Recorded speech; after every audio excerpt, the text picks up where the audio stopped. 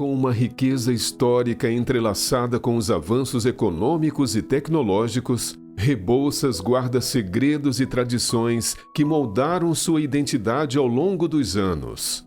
Neste documentário, mergulharemos nas profundezas dessa narrativa, guiados pelas vozes de seus habitantes, cujas vidas se entrelaçam com os marcos históricos e as tradições que resistem ao tempo. Através das lentes de Aderbal, um agente do IBGE que capturou a essência de Rebouças em suas fotografias, seu Valdomiro, um veterano das linhas férreas, compartilha suas memórias e lamentos sobre o fim de uma era. Mas a história de Rebouças vai muito além dos trilhos de ferro. Entre os campos de milho e os moinhos que ecoam o ritmo do passado, descobriremos o legado das famílias Fabres, Wiśniewski e Martins, que mesmo com as dificuldades da época, cujo trabalho incansável nos moinhos e nas padarias artesanais sustentou gerações e enriqueceu a cultura local.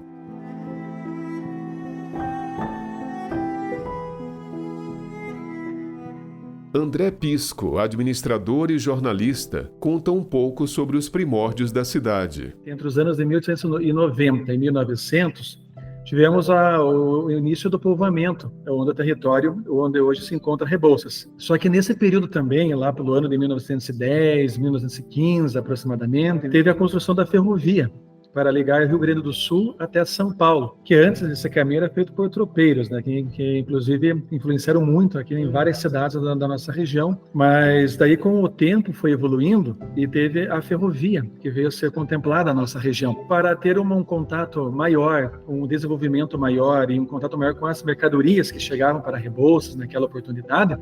Esse núcleo habitacional, que até então estava no Poço Bonito, que até então era conhecido como Butiazal, todo o nosso município de Rebouças, eles migraram para a região onde hoje é a sede do nosso município, a sede urbana mesmo de Rebouças, mais precisamente no entorno da onde hoje nós temos a Praça dos Ferroviários, na área central de Rebouças, que é um grande cartão postal do nosso município.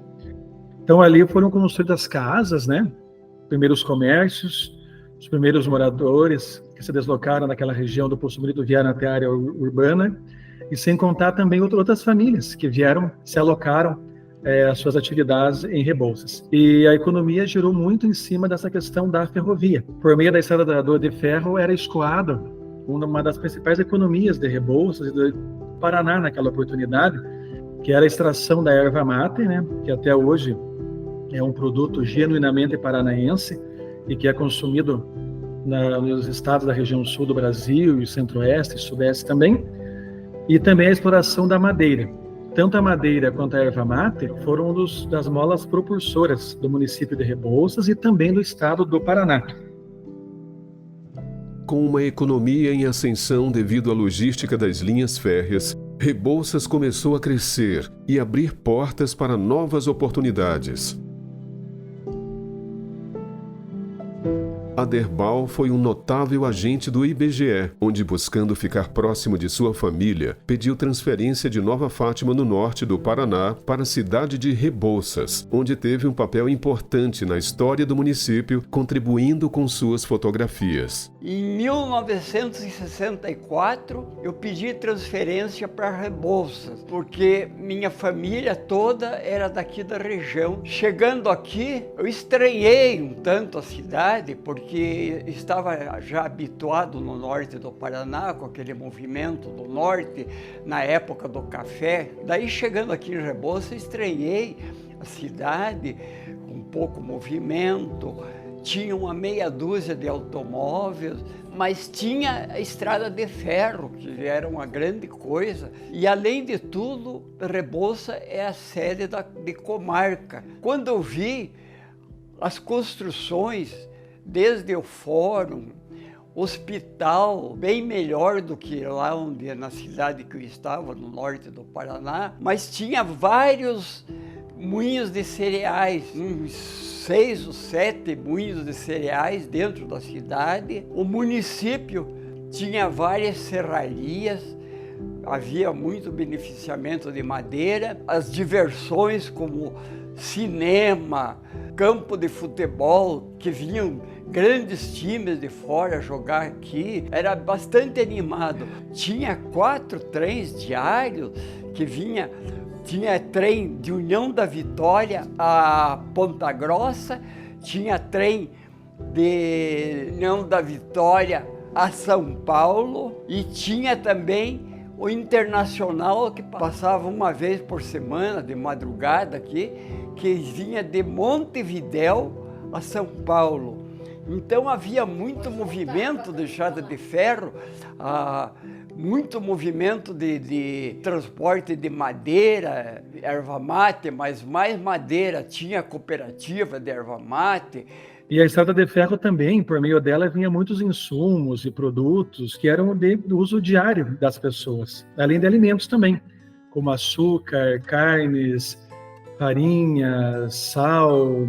Era um fluxo muito intenso de moradores mesmo na estação ferroviária. Até por título de curiosidade, a estação ferroviária de Rebouças, ela era localizada onde hoje é a Escola Municipal Erasmo Piloto, próximo à Praça Lourenço Mourão, próximo também à Praça dos Ferroviários, na qual eu já citei anteriormente. E a praça recebe esse nome justamente para homenagear, né, todas aquelas pessoas que desenvolveram e trabalharam com a ferrovia, e principalmente para ser um memorial, né, de como que foi os primórdios, né, do município de Rebouças. E certamente a ferrovia, ela proporcionou um impulso econômico muito bom.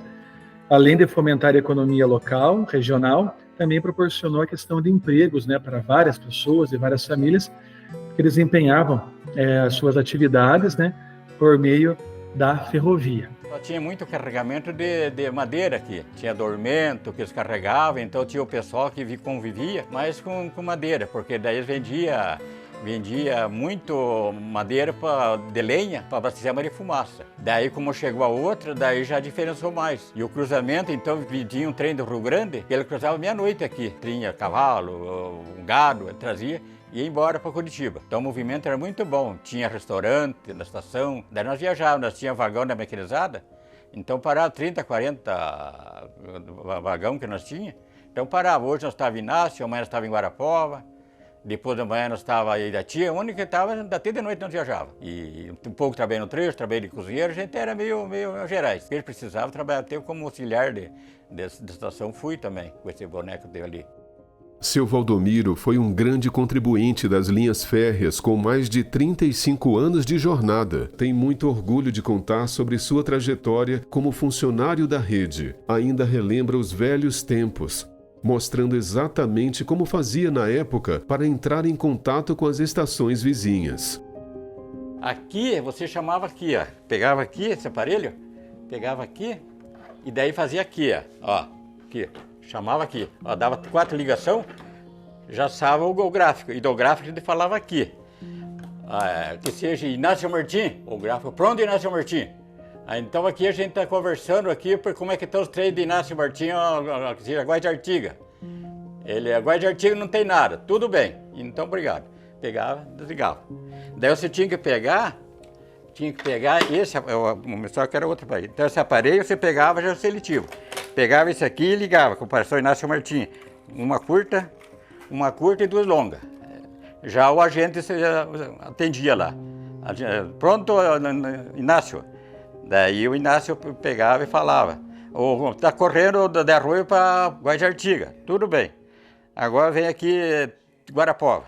3 Guarapuava. 3 eu chamava de Guarapuava. Daí você já tinha que saber que daí o agente atendia. Pronto, Guarapuava. Está correndo de Afonso Camargo para Guarapuava. Mesmo com o passar dos anos, seu Valdomiro ainda expressa o sentimento de tristeza e insatisfação com o fim dos trens. Gente que diz o caso sentiu tristeza, porque era acostumado a viajar, até hoje a gente sente, né, viajar. E fiquei, como diz o caso, pensativo, digo, agora ficar sem trem, a gente, quando vieram para desmanchar, que vieram a ordem do engenheiro e mestre de linha, tudo, para desmanchar, daí para a gente foi um baque, né? Mesmo com o grande impulso econômico causado pelos trens, no ano de 1989, os trens foram totalmente desativados, deixando um furo na história e nos corações rebouçenses.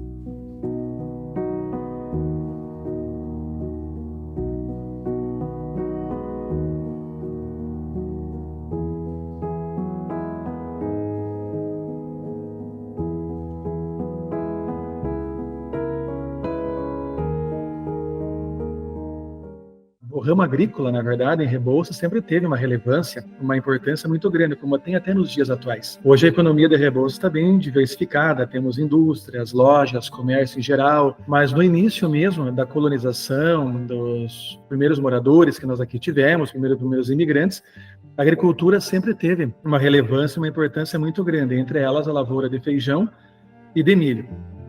O milho é um dos cereais mais importantes do mundo.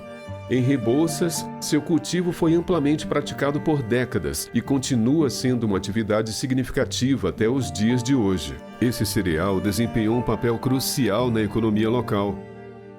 E certamente as dificuldades que as pessoas tinham naquela época eram muito grandes, né? Porque predominava muito a agricultura manual mesmo, né? Hoje nós temos a agricultura mecanizada. Era uma agricultura mais de subsistência, né? Que as pessoas comercializavam os produtos para o consumo próprio, né? Daí, atrelado a isso também, certamente tem a produção por meio dos moinhos, né? Que Rebouças sempre teve vários moinhos, né? Que exerceram as suas atividades durante muitos e muitos anos, empregando várias famílias e também contribuindo para o desenvolvimento. Os moinhos desempenharam um papel fundamental na agricultura e na evolução humana. Sua principal função é facilitar a moagem dos grãos para permitir o consumo e armazenamento do alimento final. Seus primeiros indícios no Brasil foram no ano de 1600. Eles possuem várias tecnologias e funcionamentos distintos, mas os mais comuns na nossa região são os de martelo e o de roda d'água. A família Fabres foi uma importante influência na atividade de moagem, com uma longa e antiga tradição familiar pelo trabalho com o milho. Na verdade, à época, não tinha outra alternativa para o agricultor, né? Ou o agricultor trazia o produto para transformar em farinha, ou não tinha como fazer. As casas comerciais era difícil, tinha muito poucas casas comerciais na época, e a manutenção do pessoal da agricultura era baseada na produção do milho, do arroz, do trigo. Existia uma necessidade e o pessoal vinha de longe para trazer a moagem aqui no moinho, porque aqui na rua era congestionada de carrocinha. Então a gente comprava arroz limpo, tinha do miudinho, do arroz branco e arroz assim mais quirerinha já, porque era beneficiado por eles, então ele quebrava bastante. Também o pessoal da lavoura trazia o arroz e trazia também milho. O milho daí era beneficiado, feito quirerinha e também o fubá. Que por meio do milho é feita a farinha e que é consumida, né? Faziam todo esse trabalho de descascar esses cereais. Na sociedade atual, para a gente é muito cômodo, né? A gente vai no supermercado, vai ali, compra um produto e pega de qual marca for, de qual modelo, de qual valor tiver. Mas a gente tem que sempre lembrar que nos tempos anteriores, né, era uma outra realidade que a população vivia, né? E a questão agrícola, né, certamente é um grande exemplo disso, que foi uma das questões que certamente sustentaram muito a economia local. Uma curiosidade bastante interessante nessa história de moinho é que na época não girava dinheiro. O dinheiro era muito escasso. Então o que era feito? O agricultor trazia o milho, trazia o trigo, trazia o arroz e ele não pagava, sabe? Era uma contrapartida em troca de produto. Por exemplo, ele trazia 100 quilos de milho para fazer fubá e levava 70 quilos de farinha de fubá. E o resto ficava como paga pelo trabalho. Em 1958, quando meu avô faleceu, quem assumiu o compromisso de continuar com o milho foi meu pai, Abel Fabres, que de saudosa memória também. E a história de Rebouças se confunde muito com a história do pai. Ele é uma pessoa que viveu a vida toda aqui, fez muitos amigos e com o moinho ele fazia todo o entrelaçamento com relação ao cuidado e à manutenção da família. Então ele, com essa troca de milho na época, ele sustentou 6 filhos. Após o falecimento de seu pai em 1958, Abel Fabres optou por seguir os passos da família, assumindo a gestão do moinho e toda a responsabilidade que vinha pela frente. Sua missão era sustentar seus 6 filhos, uma tarefa que ele desempenhou com dedicação exemplar. Além disso, Abel destacou-se por sua conduta distinta e amável no meio social. Seus valores éticos permearam décadas de trabalho incansável e um profundo amor pelo serviço à comunidade de Rebouças. E falar sobre o moinho do pai é algo que emociona muito. Preciso me controlar porque realmente lembro com muita emoção. Tínhamos um orgulho muito grande por essa atividade profissional do pai. O pai foi uma pessoa fantástica, né? Um exemplo de ser humano, um exemplo de pessoa. Ele via no moinho uma espécie de amuleto da sorte, porque aquilo ali era a vida dele. Ele tinha orgulho desse moinho e orgulhávamos todos nós também, porque realmente dali saiu o sustento de toda a família. Com muita garra, com muita galhardia, o pai batalhava dia e noite para manter esse moinho funcionando e sustentar a família de forma maravilhosamente bem. Eu trabalhei pouco com meu pai no moinho, então muito aprendizado, aprendi muito com ele. Ele me ensinou muita coisa que eu carrego e trago hoje para a minha vida e passo para os meus filhos os ensinamentos que eu recebi do meu pai, né? Muita coisa aprendendo ali no moinho. Além da cidade, no interior de Rebouças havia também uma grande quantidade de moinhos. Muitos deles aproveitavam a corrente d'água para seu funcionamento. Seu Victor teve por vários anos um moinho de roda d'água, onde utilizava para descascar arroz, fazer quirera e fubá. Fico tempo sem vir aqui, mas quando eu venho, me emociona. Aqui tinha uma roda d'água que tocava um moinho simples para descascar arroz, fazer fubá, fazer quirera. Aí eu mandei pôr uma turbina, era a roda d'água, fazia quirera, descascava arroz. Trabalhei uns par de anos, não só nisso aí direto. Quando eu forgava a lavoura, eu trabalhava aqui.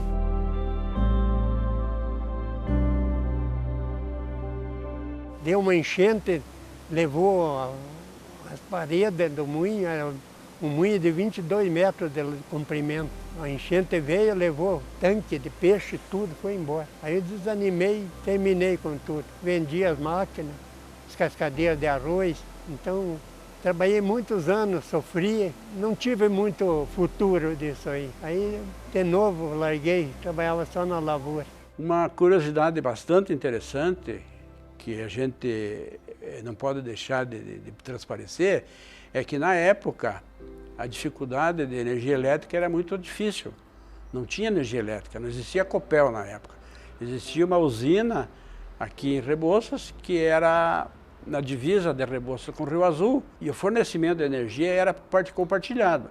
Meio-dia ia para Rio Azul, meio-dia para Rebouças. Então tinha que, na época, trabalhar muitas vezes até a noite de madrugada, porque à noite a energia não era compartilhada. À noite a energia ia para os dois municípios, mas era uma energia bem precária. Com a evolução da energia elétrica na região, os moinhos tiveram um avanço em sua tecnologia, permitindo uma produção em maior escala e comercialização para outras cidades. Eugênio Vichniewski conta um pouco sobre sua trajetória e sua produção na Barra dos Andrades. Eu sou Eugênio Vichniewski, filho de Silvestre Vichniewski e Emília Vichniewski, que começou tudo, né, com eles, né, e a gente está prosseguindo, né? E eles começaram antes, eles só produziam o próprio milho para fazer, não tinha comércio. Hoje a gente até compra de fora, né, para industrializar, né? A industrialização impulsionou o crescimento da comercialização de grãos em nível nacional, facilitando o acesso das pessoas a esses produtos para consumo. Essa máquina, então, é uma canjiqueira. Tem que canjicar o milho para fazer a farinha, né? Então ela vai, o milho aqui em cima, ó, daí ela vem aqui, ó, por dentro tem umas facas que vai dando atrito ali com ela, vai tirando a casquinha e o germe dela, e daí sai o germe de um lado e aí a canjica para baixo. Põe ali no balde, daí enche o balde e leva lá nos tanques lá, para amolecer o milho, sabe? Hoje nós temos duas marcas de farinha, nós vendemos a farinha barrense, que vendemos na região aí, né? E daí temos a marca Rebouças, que é uma marca que vendemos só por um atacado. Mesmo com toda a tecnologia empregada nos dias de hoje, seu Assir, antigo moinheiro da cidade, conta sua experiência e relembra os sabores do fubá produzidos ainda pelos métodos tradicionais. Nós fazíamos fubá daquele fubá puro, moído o milho com o coração do milho, só que daí passava numa peneira, saía o farelo, mas dava um fubá gordo. Não é que nem os fubá de hoje, é aquele fubá de antigamente que tinha gosto de comer, fazer uma polenta, né? Um fubá com gordura. A história da família Martins e Bittencourt começa com Oswaldo Martins, que desde os anos de 1940 trabalhava em moinhos de água, herdando a profissão de seu pai, Salvador Martins. Depois de décadas de trabalho na moagem e beneficiamento de grãos, a tradição foi continuada por Valdir e, mais recentemente, por Everson, que por essa influência desenvolveu o trabalho com panificação. Antigamente, na época, o pessoal eles traziam bastante milho ali para a gente fazer o fubá, para a fabricação, às vezes, de alguns, digamos assim, até a canjica, que era fabricado ali no moinho, broas, o pessoal usava muito, fazia muito broa. Tinha um bolão de fubá também, que era um bolo salgado que o pessoal fazia, ele ficava uma massa bem prensada, bem dura, e também utilizava-se o fubá. E hoje, né, na gastronomia, a gente vê a fabricação das broas, o quanto que é importante, desde aquele processo de como que é processado o milho, de como que é produzido o milho, todos esses processos, e hoje a gente tem ali a fabricação do pão de milho, né? Então a gente não faz um pão 100% sem glúten com milho, porque ele não tem essa estrutura, mas a gente faz um pão que é reduzido a quantidade de glúten.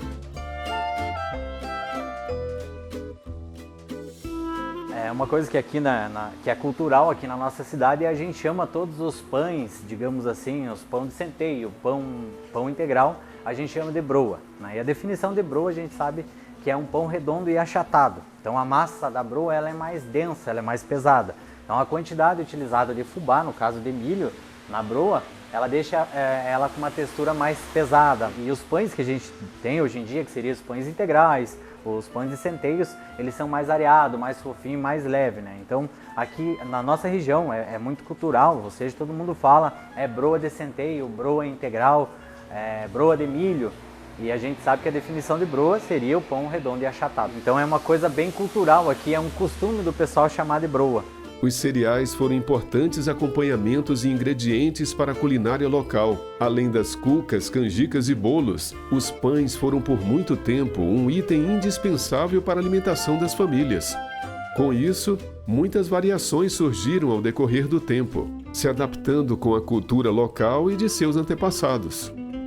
Esse aqui é o pão de milho. Aqui na nossa região, comunidade, o costume do pessoal é chamar de broa, né? Como eu falei já hoje. Então esse aqui é o pão de milho. Por que ele é um pão de milho? Porque a porcentagem de fubá utilizada nela gira em torno de 40%. Aqui também utiliza o flocão, né? Ou seja, a farinha de milho, uns pedaços maiorzinhos para dar aquela crocância no meio. Aqui também tem uma redondinha, ou seja, a cobertura dela é feita no fubá. A porcentagem é a mesma, 40%. Né? Aqui a gente também tem uma mini baguete, né? Onde a gente faz alguns cortes com a tesoura para ela ficar nessa textura. Bem interessante isso aqui para fazer, às vezes, um sanduíche natural, né? É legal. Dona Clarice, mãe de Everson, também teve grande envolvimento com a gastronomia. Hoje mostra como fazer o famoso bolinho de fubá, um quitute que também é apreciado por muitas famílias, devido à sua simplicidade de preparo na época. Eu vou mostrar uma receita que antigamente a gente usava, que não existia quase trigo nem pão. Então essa aqui é uma receita que a gente sempre tinha. E é facinho de fazer, é rápido de fazer. Então vamos lá. Primeiro eu coloco um ovo, só dá uma mexidinha bem rapidinho. Aí coloca uma colher de açúcar, uma pitada de sal e uma colher de azeite, de óleo. Aí vai uma xícara de fubá.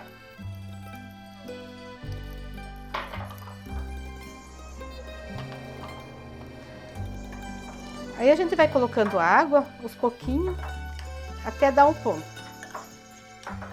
Aí é uma colher de fermento.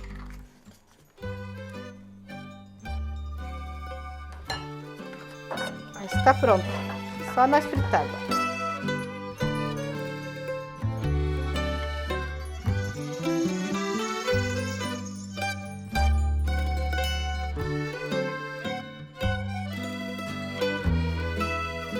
O fubá é um ingrediente fundamental na produção de um dos alimentos mais consumidos na região, a polenta. Com origem italiana, sua composição inclui apenas fubá, água e sal. Esse prato simples ficou mais conhecido a partir do movimento de imigração italiana para o Brasil e ganhou um grande reconhecimento na mesa dos brasileiros até os dias de hoje. Por conta da nossa ascendência italiana, então a gente consumia muito polenta. O pai era o fazedor de polenta. Ele fazia num fogãozinho de lenha que a minha mãe tinha. A gente fazia uma quantidade enorme já para sobrar, para no outro dia fazer na chapa, que a gente chama-se brustulada, com ovo frito, com linguiça, com queijo. Essa era a alimentação básica que nós tínhamos.